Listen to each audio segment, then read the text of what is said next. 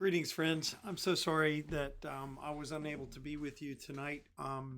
We were installing a soundboard all day. We've been doing it all day, and it's about 9:30 tonight. It's been a very long day, but I did want to get up with you and leave this video, hopefully to initiate some conversation about um, some some questions that I wanted to pose to initiate our conversation this evening. And Vicky Spence sent me something. She was gonna, I think, be unable to be with us tonight, but wanted to know about some questions for journaling, and so that may be how you want to spend some time playing with this a little bit. Alternatively, on the email that I send you tonight, you can respond to all and share some of your thoughts with each other. I've received a couple of emails from you. I won't share anything without your permission, but there's some great thoughts. Maubra sent me another interesting email as well with some thoughts. She also couldn't be here tonight. Um, but this way, even though it was a bad thing, and I'm very sorry that I was unable to break away from what we were doing with the soundboard installation. Um, this way, whether we were able to be here or not, we can all sort of asynchronously participate in this conversation. So, what I'd like to do is talk about when Grace arrives at Ibiza or Ibiza, um, and all the ways in which that arrival was nothing like she could have imagined. I mean, and part of this is the way such a jump off into the unknown would have worked anyway. But how many times have you, have all of us, you know, especially on a vacation, not had our expectations met? Now, sometimes that happens in a good way, but most often it happens in a disconcerting way where we feel disoriented. Things are so far, the gap between our expectations and the reality is so huge, that it can be a disorienting thing. We feel lost, and certainly feel like we don't belong, like we're lonely. And what happens next is the trick. Whether you're able to say yes to what is, or not. So one of the things I wanted to think about first of all is, how do you deal with the unknown variables in your life? Grace, being a mathematician, having taught mathematics all her life, is constantly going after, squaring all the corners and figuring out all the answers. And, of course, in the book, she spends a great deal of time just doggedly pursuing this mystery of her maybe friends, certainly the woman who bequeathed her, her home in Ibiza, um, how her life ended. And, she wants to get to the bottom of this mystery, but she also wants to get to the bottom of the mystery, or to find some answers about her grief. I mean, she's made um, some choices about that. One of which is, I can no longer have, because of my guilt about my son's death, I can no longer have any pleasure in life. So that's the way I'm going to, sort of punish myself or balance the scales, and that way the equation will be completed. Um, how do you deal with those unknowns in your life? Uh, those variables that you can't find the answer to. Is that after perhaps an initial frustration? What happens next for you?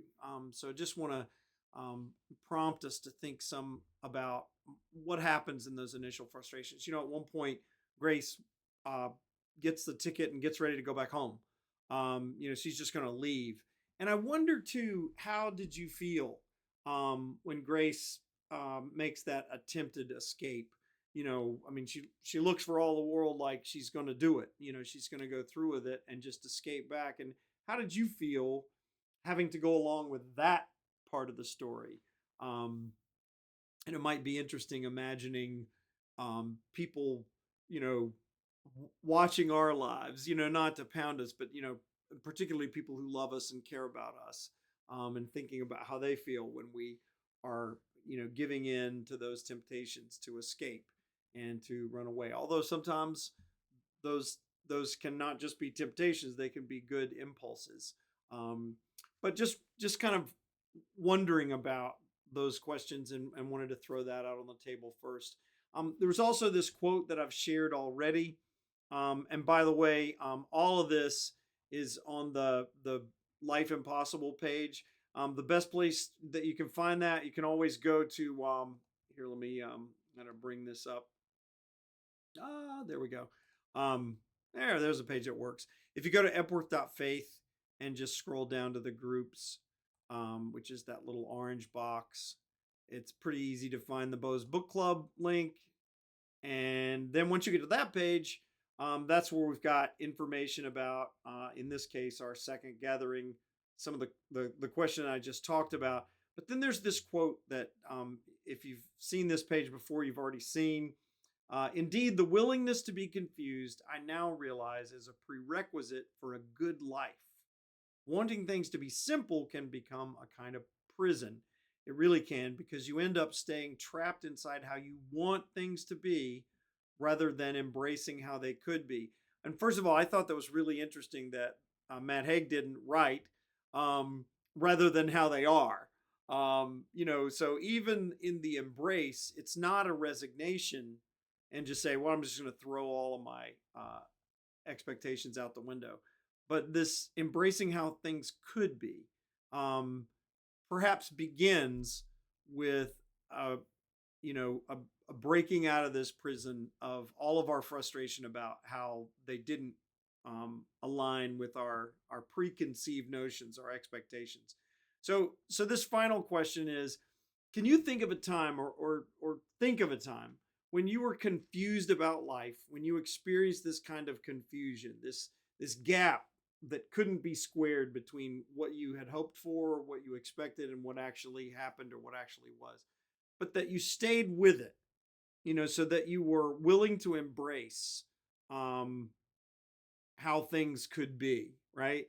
And what were the keys to that shift from frustration, a temptation to just leave and escape, and to hang in there and to stay with it?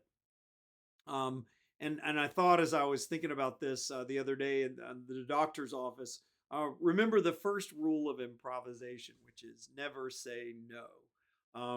So I've got a link to this video um, here. It's a little blue thing that says intro video. It's also in the email, of course, that I'm sending you tonight.